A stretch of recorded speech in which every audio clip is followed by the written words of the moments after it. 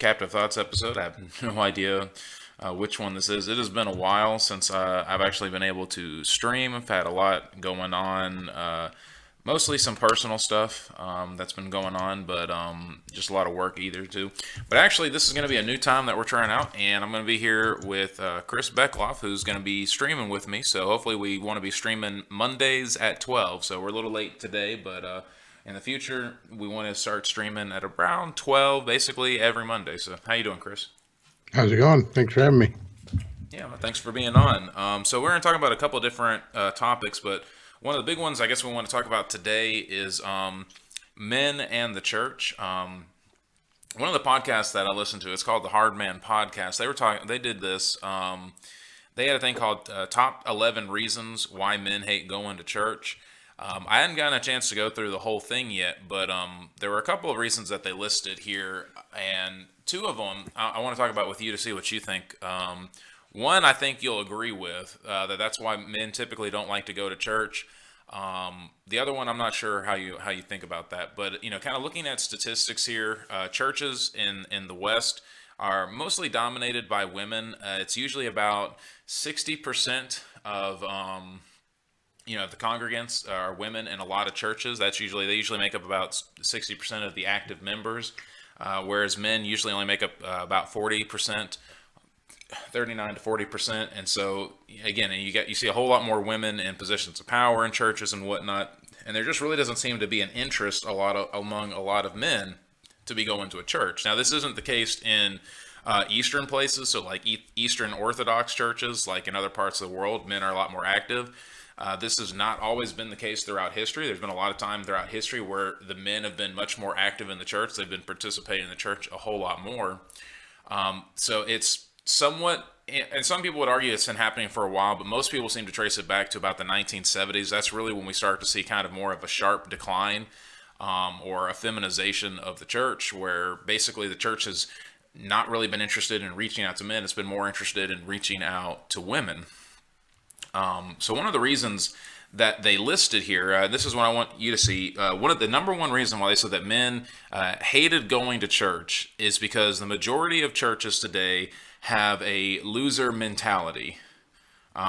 So basically, they teach a message that, well, you come and you join the church, and then you're just going to lose, and you're going to lose and lose and lose and lose, lose and lose until you die or until Jesus returns, and then you can win. But aside from that, you're just always losing. And so that automatically is turning men off to coming to the church, because nobody wants to just come and basically join a losing team. What do you think about that? I could see that. I think a lot of that's probably, people talk about the prosperity gospel and rip on Joel Osteen a lot. And it's funny to do that because he's a buffoon. But most of what I hear out there is people steering into the opposite ditch than Joel Osteen. It's a reaction to that. It probably outnumbers the prosperity gospel by quite a bit, where it's, everything's going to be terrible. Like, they just almost glorifying suffering, almost glorifying being poor, and we can't wait to be persecuted, and it's just a lot of the loser kind of thing. Where it's like, work really, really hard, but don't enjoy the fruits of it. And there's just a lot of that with a lot of conservative Protestantism, just sort of almost a knee jerk to kind of a Joel Osteen thing, where it's like, it's just kind of a loser mentality. Do you think that I think it's pretty clear to see why that would be repulsive to a lot of men, right? Because again, who wants to just join something to where it's like, well, you're going to constantly lose, so it doesn't really matter, what you do. You're just going to fail at it, so you're always having to be dealing with defeat. You really, glorifying and suffering, glorifying misery. It's pretty obvious to see why that would be repulsive. But is there anything? Why do you think that would be appealing to women?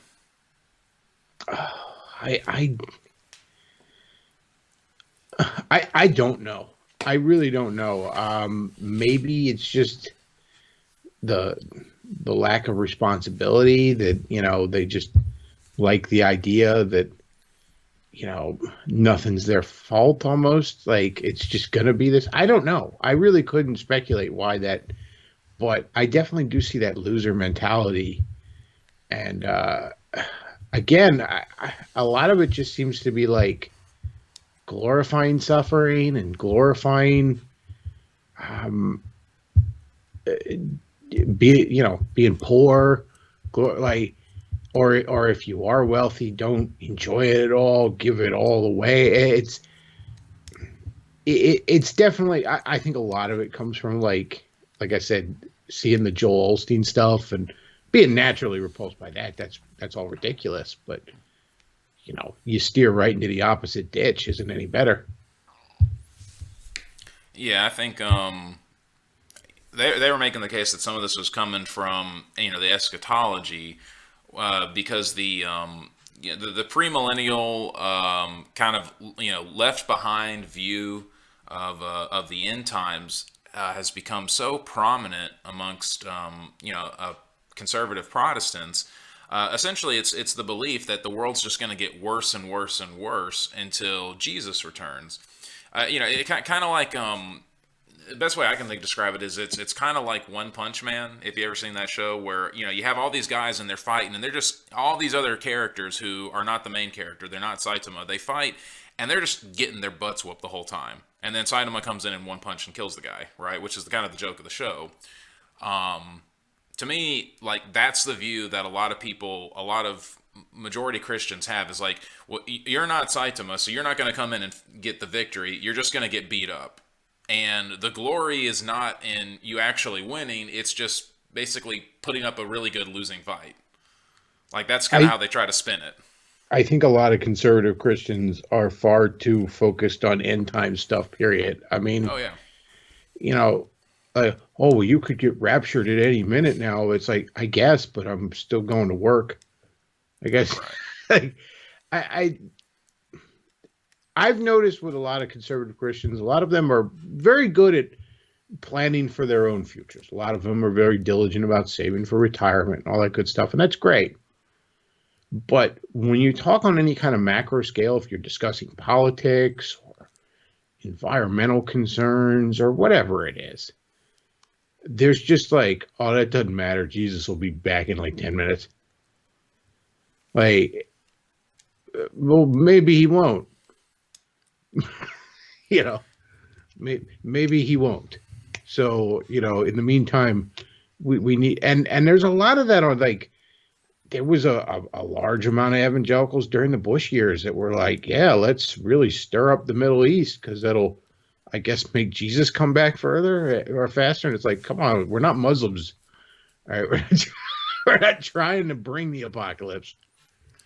Yeah, well, I remember talking to somebody within the SBC to where we were talking about it, and he said that around the 80s there was an intentional shift within the SBC to where they stopped putting forth money into like building hospitals and building schools and everything, and majority of it went straight into evangelism, and that just became the sole focus because there was this idea that, well, Christ can't return until the gospel has been preached in every nation, right? And so that's why it's like, okay, well, so in order to get Jesus to come, well, here you go. We've got to focus on this as if we're gonna kind of make him come, which make Jesus return. And it always struck me as where I'm like, so wait, we took money from these other things which are really seem to be good things. I mean, building hospitals, in one sense, building schools.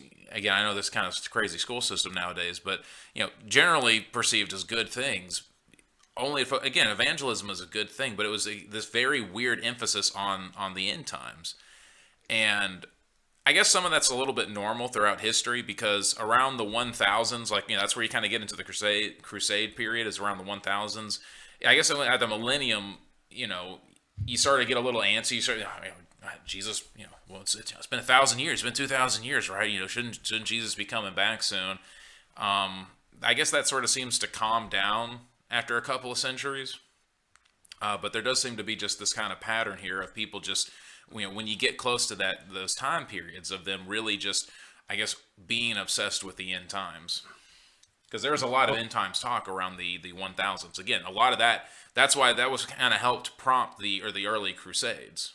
I mean, I could say as someone who spent, who grew up outside of the church, who spent, the early part of my adult years outside of the church. I mean, I'm not saying you should base your theology and all on how outsiders perceive you, but just be aware that we look really crazy when we do. Like, we look like a cult trying to summon, like, you're literally trying to bring the apocalypse around. So that makes us sound like we're trying to summon Gozer or something. Like, it really it really comes off unhinged to everybody on the outside. Yeah. And I mean, it kind of is yeah, Jesus could return. And I mean, sure, that's fine, but I don't, you know, he can take care of that. I don't need to help him speed that along. Yeah, well, I mean, it definitely, I've noticed it definitely makes people a lot more apathetic about what's going on. And kind of what you were saying, too, about in thinking in the macro of big things. I don't know if I've ever thought about a church that's ever engaged in some sort of project that would exceed the lifetime of all of the people in that church. Taking on an endeavor that again was, everyone in that church could live and die and it still wouldn't be done. Churches used to do that. They used to take on projects that would exceed their current congregation's lifetime. Yeah, They there's not a slowly. lot of not a lot of planting trees that your grandchildren sit under anymore. Right. There's a real sense of apathy behind that. And likewise, in regards to legacy, not wanting to have anything to pass down. You could kind of see this with the boomers a whole lot, right? Some of this, I mean, is just boomer mentality, but spend what you got, right? Don't worry about passing it down. Just, spend whatever I you see a got and bit of a enjoy that. disconnect though with a lot of Christians. I think a lot of Christians I've at least observed are very good on they're very good on that kind of stuff when it comes to the small scale. Like, they want to have a lot of kids and they want to have a family legacy and all. But then once you get to any kind of big scale problems, problems with our decaying culture, problems with our government out of control. Again, complete apathy if you bring up anything environmental, and I get that to some extent. Some of that's BS, but just be like, hey man, what about this? They they don't. They're like, no, it's fine. Jesus will be back in like 15 minutes. Yeah. And I'm like, well, then why are you going to work? If I was pretty sure he was going to be back this afternoon, I don't think I'd go to work today. Like, I'm not going to see that paycheck.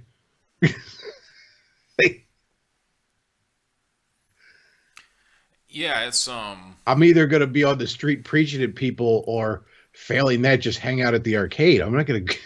I'm not going to be concerned about my paycheck. right. No, I mean you're right, and it's an interesting view with eschatology, which I don't know. I don't know. I mean, for me, I'm an amillennialist, so there's a lot of different views, right? So you've got the premillennial view, which is that there's going to be the 7 year tribulation. They take a very much view of the Book of Revelation as kind of what you see is what you get. So there's going to be this 7 years revelation. There's going to be this Antichrist figure who, very much pretty similar to what you see like in the Left Behind stuff, right?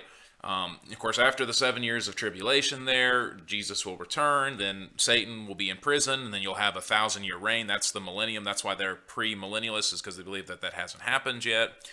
And then, of course, Satan is let out, and then there's a big battle, and then there's the new heavens, the new earth after, the judgment and everything.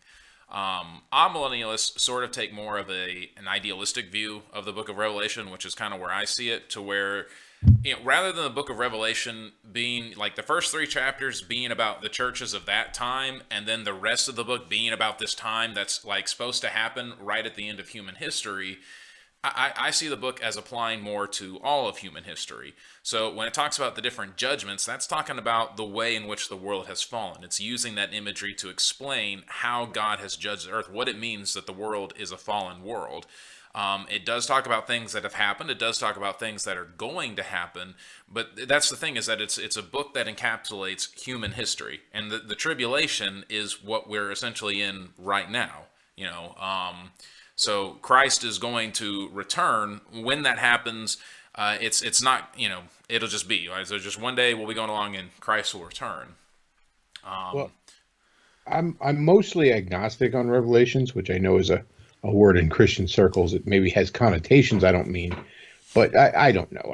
I'm not, I didn't go to school for this like you did. But my big point is like, okay, Jesus can rapture me in any minute now. Okay, but like I can also die any minute now. Like I could be dead 45 minutes from now. Like, I could have an aneurysm and die. That's just the reality of life. And I have to always, I think as a believer, you have to always keep that in mind. Like, okay, I don't know how much time I got. Whether that means I'm getting raptured 45 minutes from now or I get in a car accident going to work, I don't know how much time I got. So you have to always remember that this could be your last day, but you can't necessarily live like it's your last day because, like I said, I wouldn't go to work. You know what I mean? So there has to be that kind of balance. So even if you do think, oh, the rapture could happen any minute, yeah, and it could also happen like 500 years from now. So Well, maybe Chrissy, again, that's not something you need to be concerned about too much. Like just okay, you could be dead any minute now, but like you also gotta. There's a balance. There's just a balance. Like yes, I don't know how much time I have, but I might live for several more decades, so I should probably have a little bit of retirement fund. Like there's just a common sense balance to that kind of thing that I feel like is missing from a lot of people that like, well, the rapture could happen any minute now. Okay, cool. But like, it's not happening right now. And right now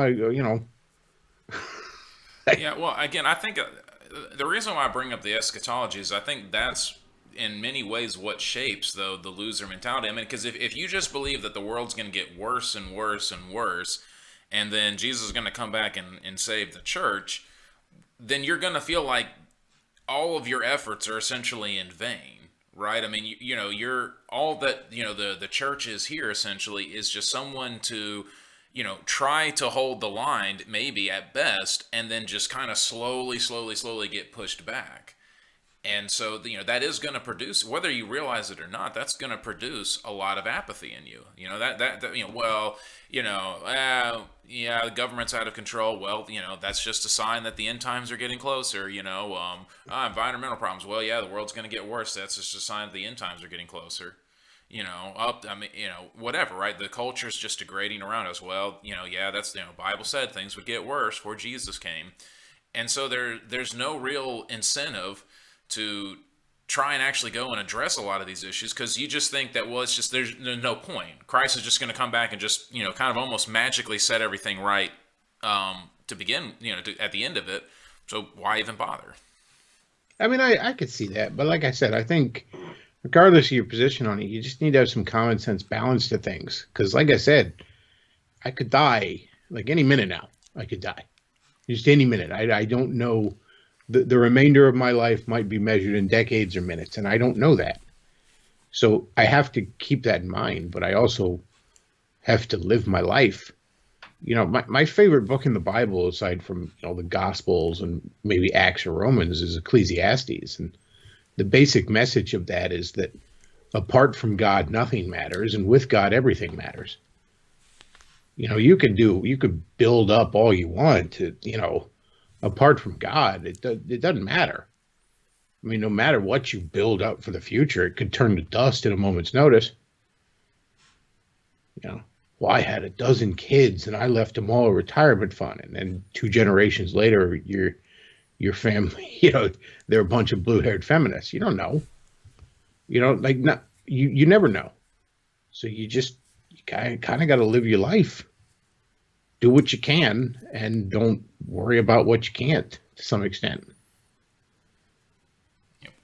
I mean, there's just got to be a balance to it. I don't understand people that, I get that does that to people, but I don't understand. Like, I mean, well, it could be raptured any minute. Yeah, you could be dead any minute too. What is it? Live your life. Yeah, I guess there's just a difference though in thinking, well, I could die. I mean, yeah, you could, but if I don't die, well, then my efforts will produce some fruit. Versus with the other way of thinking, it's like, well, even if I go out and I put forth a lot of effort, well, it's not going to make a big difference in the grand scheme of things. I think that's where the kind of loser mentality that's kind of been preached for a long time. Even to the point where you get some of the absurdity where it's like oh well, by beating our enemies that they win. Um, that's just kind of really led to a defeatist attitude. Well, what was the other reason that they list?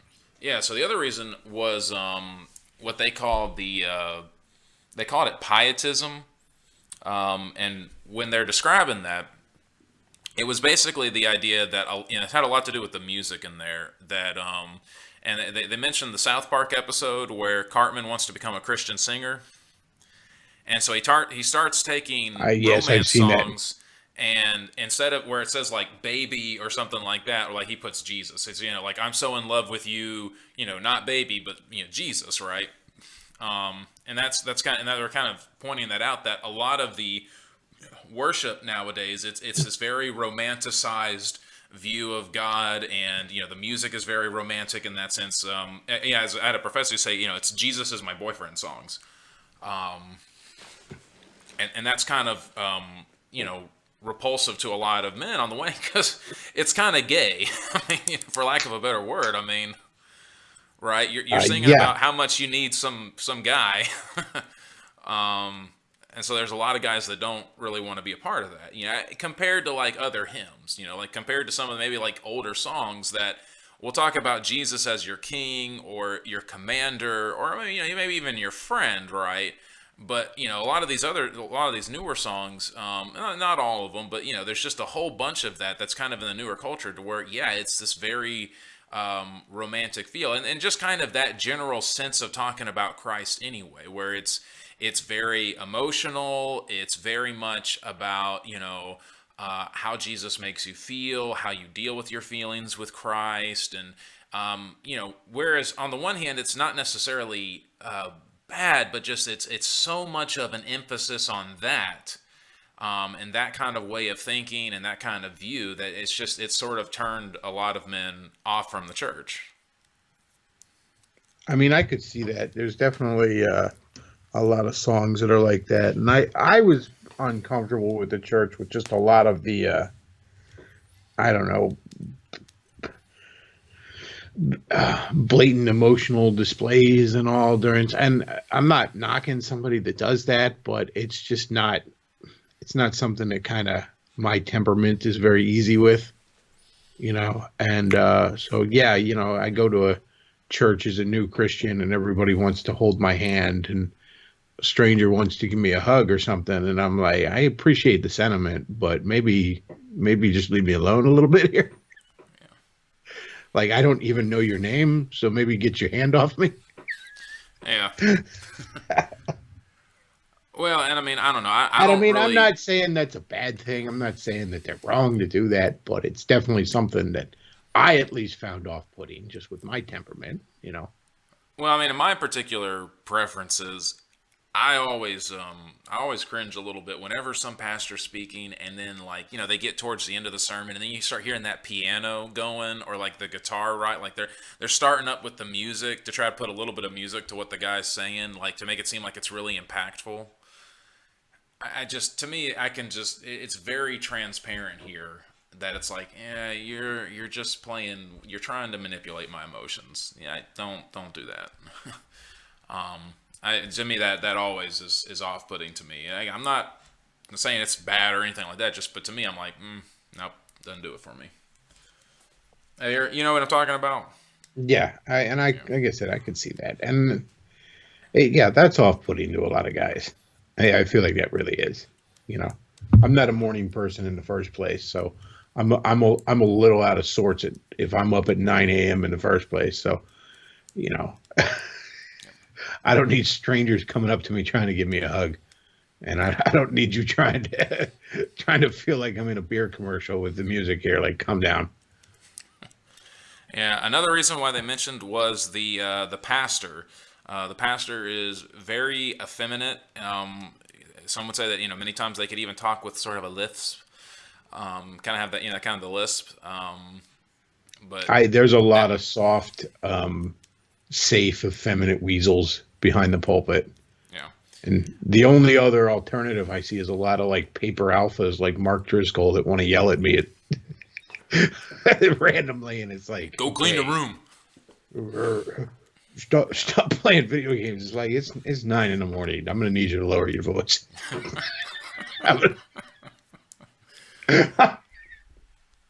I'm a night guy, okay? This is 9 a.m. is like to me is like 5 a.m. to a normal person. Yeah, of course, there are a lot of guys who really like the paper alpha thing, right? And I guess I don't know, maybe it's because if they've not had strong father figures in their lives, they would be attracted to that, or just because it's novel, right? If they've always seen the more quiet kind of, effeminate, weaselly pastor, and then this guy comes along, it could be that he's just so different that that's what they're attracted to. Yeah, But I feel like that's just a reaction to the. Yeah. We had the effeminate weasel pastors for so long that I'm now starting to see a wave of the paper alpha that wants to scream at me, and I'm like, okay, well, I don't want that either. Can't you just be a person? Yeah. Because like I said, I remember in seminary, man, everybody used to go like they're talking about Driscoll. Like, oh man, you gotta listen to Driscoll. He's just so tough. I'm like, whatever. And again, there's a way to have playing PlayStation. Right. Okay. And there's a way to get that right. I mean, there's a way to get a serious tone when you want to have a serious tone, or to have more of a temperamental tone, I guess, if you want, right? But like I think Paul Washer always has a great balance in regards to his tone, to where he can be very serious. He can make you feel like crap, basically, when he wants to. But at the same time, he can also be very, very caring and very concerned. It depends on kind of what he's preaching on. It's not just sort of this same tone all the time. I think part of what makes him feel like really fake too, aside from just being the effeminate weasel kind of thing, is it felt like those guys were getting stamped out of a factory, which I guess if you look at the seminary, they kind of were. But like, it just felt like, like looking at the 3 different Spider-Mans in the movie together, like, yeah, these guys look different, but it's the same character. Yeah. And so you just see the same thing over and over again with like, you flip through the Christian radio and it's just like all of these guys sound the same. And then you get like the new model of Mark Driscoll, James McDonald, that wants to randomly like scream random words in the middle of a sentence. And it's like, okay, but that's just a new model that they're stamping out dozens of. Yeah. Like none of these guys feel authentic, or like I said, just a person. Like none of them feel real. And I get that there's a certain element of showmanship, dare I say it, to being a pastor, any kind of public speaking, but like can't you just be a person? Yeah. Yeah, no, I mean, no, there is. I mean, if you listen to me talk versus if you listen to my sermons, they are a little bit different. I don't talk in casual conversation the same way that I preach. But I think both are still me. It's just me in different contexts. A lot of times I try to match my tone with the tone of the scripture. So if I'm preaching through a scripture that's talking about, the glory of God, I want my tone to reflect that. If I'm talking about a scripture that's, God's judgment, then I want my tone to reflect that. And of course, if I'm talking about part of the scripture that's providing a lot of comfort for people, well then, I don't want to come across as brutal in a scripture that's about comfort, So there is, that element of delivery matters, but it should be delivery that's inspired by the text that you're in, not just, a brand or pre-programmed, Anyway, and of course, another reason what they said here, and this one I particularly really agreed with here, is the passive aggressiveness within the church, particularly in regards to conflicts. So there's this feeling within the church, basically, that you really can't confront anybody directly. If you've got an issue with somebody, you've got to beat around the bush, or you've got to mention it with other people. You can't just go up to them and just say, okay, I know you got a problem with me. What's your problem with me? Like that's just not done in the church. Everything has to be this very, very passive aggressive way. And again, that's something that I've seen in a number of churches, have experienced myself. That is a problem that I definitely have, because I do not like the passive aggressive way. I would say for me, I'm not typically very passive aggressive. I might make a few snarky comments, but pretty soon I'm going to be getting to the point that I want to be making. If I've got an issue with somebody or something like that, I just want to get right to it and deal with it. So that's something that I've particularly struggled with in a lot of churches, is the fact that if there's an issue, you can't just go and confront somebody, because then they're going to go and they're going to, get their friends, get their buddies, and then it's just going to become a big thing rather than sitting down having a conversation. I feel like, there's a lot of cases where I remember I went to a church that we were in another church building, like we were using their building and we were having a service after them. And we got basically like thrown out. And the other church was like a bunch of older people. And from what I understand, it was basically like they just didn't like a more contemporary style, which, of like music and that kind of stuff. We had like a drum set and guitar, and they just, 80-year-old people were frightened by it. But I don't know that for a fact, because no one would tell me. Like, none of the leaders would tell me what happened. They wouldn't tell anybody what happened. It'd be like, oh, we had disagreements and we moved. It's like, well, what? Over what? What happened? We don't want to gossip. Well, no, I want to know about the thing. I want to know why we're in another building now. It's not God. I want to know what happened. Yeah, I want to know what happened that is directly affecting me. Right. What's the issue? What is the issue? I had some when I was serving as a youth pastor at one church. The pastor would be here and he'd be like, "Well, this we had a member make this complaint." I said, "Well, okay, what was the complaint?" "Well, we're not going to tell you exactly what it is, but here's the general idea." And I was like, who's the member? "Well, we're not going to tell you that." I'm like, so I've got no way of knowing really what the complaint is. I'm just getting a general idea of what this complaint is, and I'm not even getting it from the person who actually has it. I'm getting it from you, which I didn't even know. This person never even came and talked to me about it. This is the first time hearing about it. Why are you telling me half of a story? Like, all you're going to do is make me curious about the other half. Like, even if it had nothing to do with me, I'm just going to be like, well, what was the other half?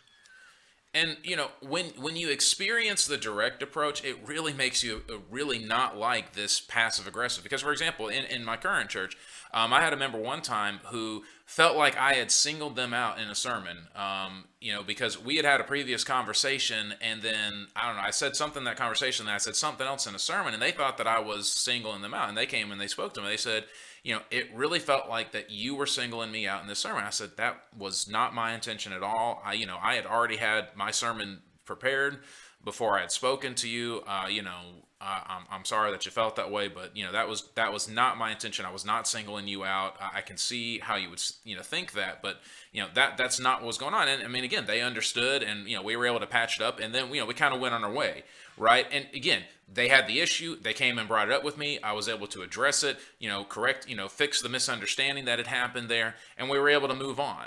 Like, that is a lot easier than if it had been other places where they would have gone to the deacon. They would have been like, well, they would have said what they said, and the deacon had been like, well, they had an issue with what you were saying, and you wouldn't really know whatever was going on. You may not ever know who it was that had the issue. And so now, rather than addressing this one person who has the issue, now you look at everybody in the congregation, because you don't know who it is, and you don't trust any of them now. And so it creates a whole situation of, mistrust and anxiety. Yeah, and I've had people hide behind like, oh, this isn't a proper church discipline thing. You're supposed to get two brothers and like, I'm just talking to you, one human being to another. Like, I didn't realize I had to file a formal complaint here. Like, And a lot of times that's just like, I mean, I saw that with James McDonald after the fact, where it's like, he's talking about how, well, the guy that recorded me saying these terrible things, he broke the law doing this. And I don't think when my church threw me out that they to the letter followed the exact church. Just it's like, okay, maybe that's not the issue right now. Yeah. Like, I understand these procedures, in the scripture exist for a reason and all, but like, you don't have to be autistic about it. Like, sometimes I'm just talking to you, one human being to another. Well, I mean, the Like, scriptures start out with going to somebody and talking to them one on one at first. I mean, yeah. that's what they recommend, is to go and you basically just have a conversation with them. Like, that's more so. To me, that's how I understood it. Is that this is sort of supposed to be more of like a general conversation. It's You're like, just wanting to go well, and talk to them. they threw me out for doing these terrible things, but I think technically, according to scripture, we should have had 3 meetings on it instead of 2. And it's like, okay, maybe that's not the issue. Right. That's again, yeah. There are some situations like, yeah, you were wanting to put child porn on someone's computer. Really, I think this is pretty. It's kind of like Yeah, if but you killed it was somebody. I mean, illegal. you When might somebody still be a member of recorded the it. church, but you ain't gonna still be a pastor. Yeah, but it was illegal when they recorded. I'm saying. No, yeah, see, that's the issue here, right? That was as far as I got in terms of kind of reasons what they were talking about why men just typically don't seem to like going to church. Any I other mean, what do you think? What would be any one other of the reasons big to add things on to I that? think, I mean, I'll use that. There's a Dennis Prager video. I'll use an example, and I know PragerU isn't technically the church, but let's be real, big overlap in audience there, um, where they talk about why you should get married as a young man, and they're just listing all these reasons that just make it sound just awful.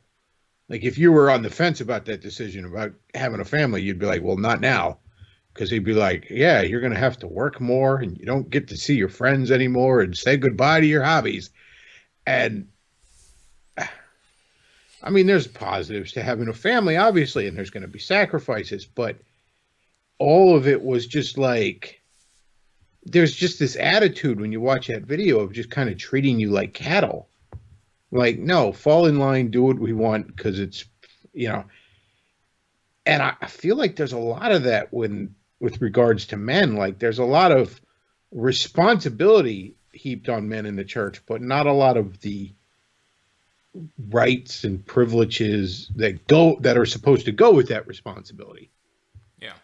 You know, there's an old Chris Rock bit, I think it is, where he talked about, his dad always got the big piece of chicken when they went to KFC because his dad was the breadwinner. He was the head of the family. He gets a big piece of chicken. None of the kids can have the big piece of chicken. Well, I feel like the evangelicals kind of cultivate a culture here where the dad doesn't even get the big piece of chicken anymore. No, see, because if he was truly pious, if he was truly following Jesus, he would give that big piece of chicken up to demonstrate self-sacrifice, and that he's modeling Jesus in that, and where here is this big piece of chicken and he's giving it up. Don't you see? That's how you become more like Jesus. I guarantee you that's how they'd say it, right? Well, the thing about that is, yeah, there'll be times that God calls me to give up what is rightfully mine, but he gets to tell me that. Like, you don't get to tell me that. Nobody else gets to tell me that because it's rightfully mine. But see, even the way that they phrase that, it automatically puts guilt on the person if they don't do that. Well, yeah. Whereas again, it takes something that's supposed to be honorable, right? I mean, if you chose, right, if you choose to, okay, I'm going to give up this big piece of chicken for whatever reason, right? Like, okay, that's kind of a noble thing, right? But you don't have to do that. And that's one of the big issues with the modern church is that they take freedoms and they say, yeah, if you do this, this is it's morally praiseworthy, but they make it morally obligatory. I feel like there's a big element of the church where it's among the social conservative element of the church, let's say, because I don't know what's going on the liberal side where they got a Unitarian church with a dyke pastor. I don't know what any of that They're is. too busy telling you why you need to be gay. Yeah. I don't know what they're doing. I don't want to know what they're doing. But on the social conservative side, I feel like there's a lot of treating men like cattle. There's a lot of like fall in line. We care about the system, we care about the order, we care about society, and those things are all important. But at what point do they care about you, the young, the young man? Like, the, again, I go back to that PragerU video. Like, if you've never watched it, you should, because it's kind of it's kind of staggering when you hear him like you're trying to talk me into something, and like one example is like, well, married men get to see their friends less, and it's like, I like my friends. I'm not sure you're selling me on this here. Right. But They're not that's just talking their about. attitude. Like, oh, well, what are you doing? You're off with your friends, having fun, enjoying life. Well, that needs you're having the attitude of like you're having entirely too much fun, Right.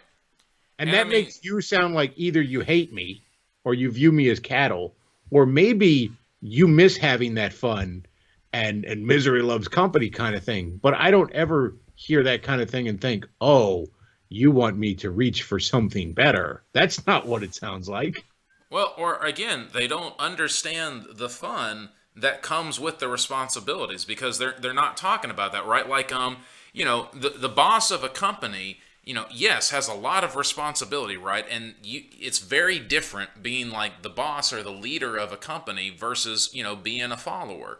But there's a lot of fun that comes from that as well. You're the one that's making the decisions, right? So that's why there's so much responsibility. But that's also one of the benefits. You're not, you get to decide. You're choosing the direction that it's going in. That's a good thing. Rather than, okay, someone else might pick a direction, you may not want to go in that direction, but you're not the boss, so you don't get to make that decision. When you're the boss, you do make that decision. You want the company to go in this direction, you want it to do this, you have that because you're in that position. So that's a good thing. So that makes, in many ways, that can make up for the lost hours, right? All the extra time that you have to spend in working.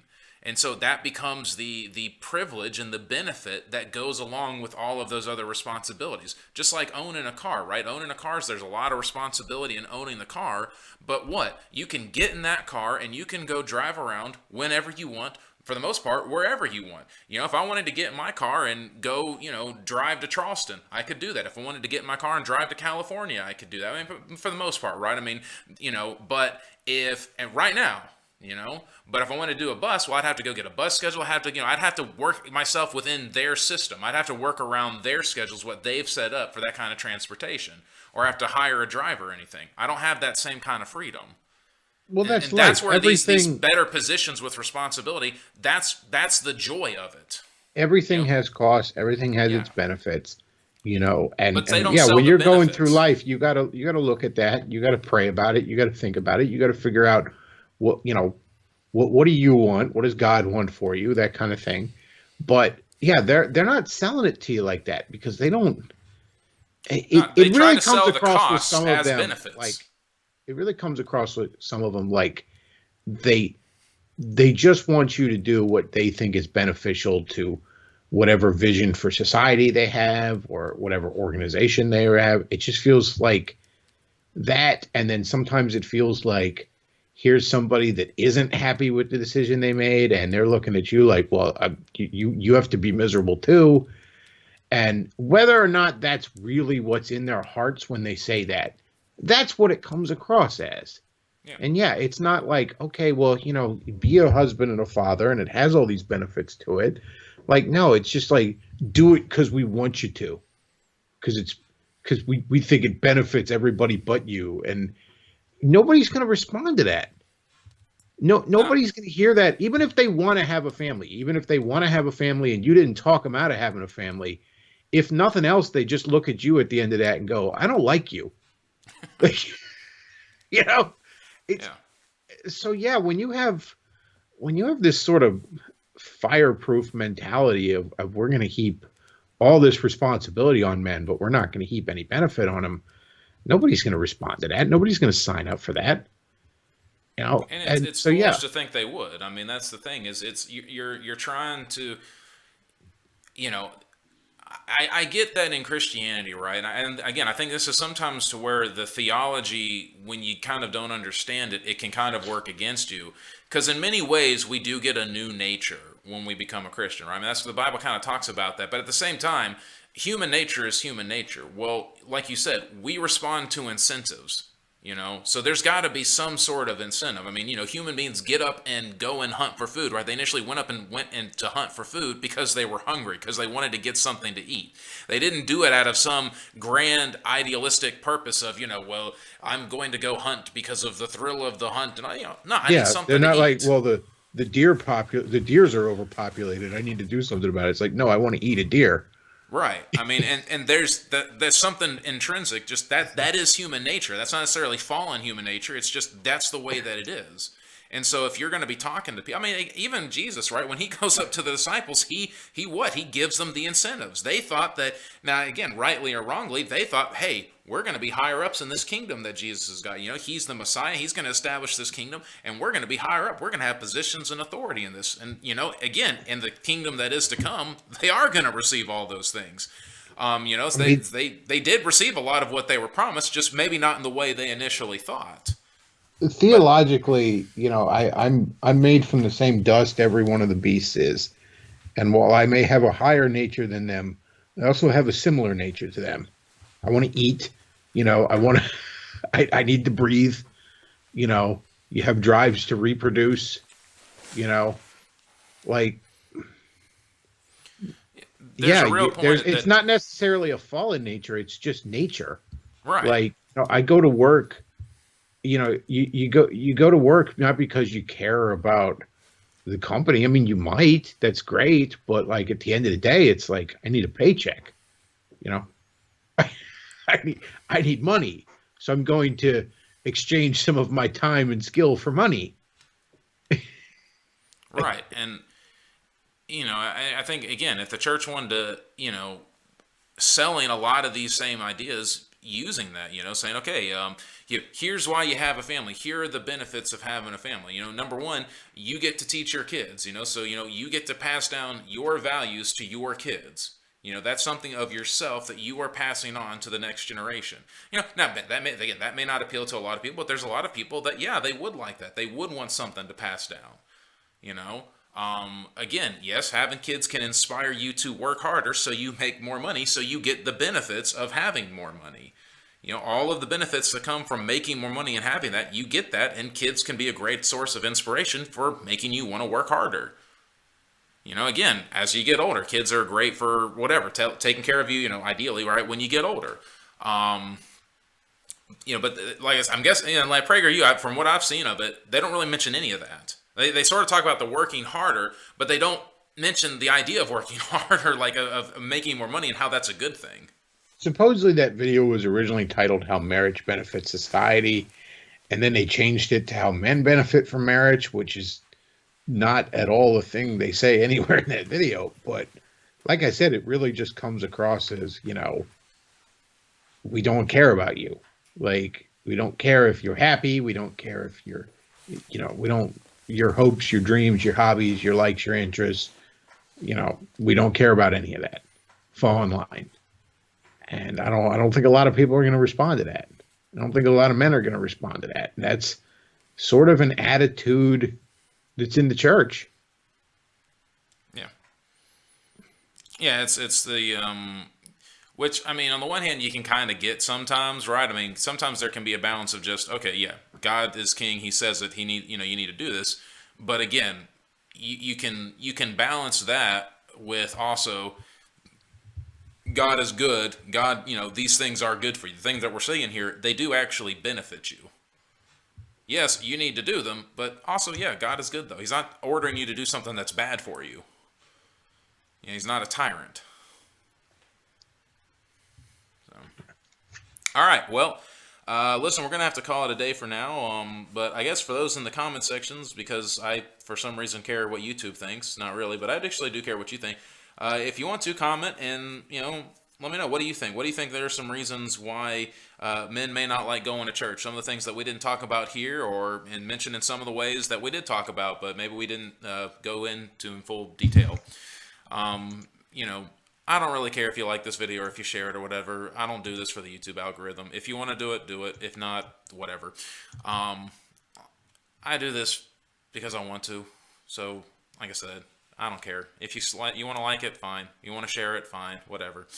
I would like you to comment, though, because, again, I actually do care what you guys think if you watch this. So, please comment. Nice to have a conversation. Maybe we'll go into the next video. Anyway, Chris, as always, it's a pleasure having you on. Look forward to doing more streams with you. Thanks a lot. All right, well, I guess that's going to be it for now, and we will see you guys later. God bless.